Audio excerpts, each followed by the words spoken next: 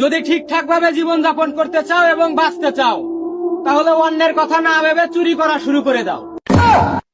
এ কি কইলাম এটা? ভুল কইলাম নাকি? আবার কই। যদি ঠিকঠাক ভাবে জীবন যাপন করতে চাও এবং বাঁচতে চাও, তাহলে অন্যের কথা না ভেবে ইনকাম শুরু করে দাও। কথায় আছে, এই দুনিয়ায় কেউ কারো নয়, তাই যে যত পারো চুরি ডাকাতি মেরে ধরে খাও, আর খুব তাড়াতাড়ি বড় লোক হয়ে যাও।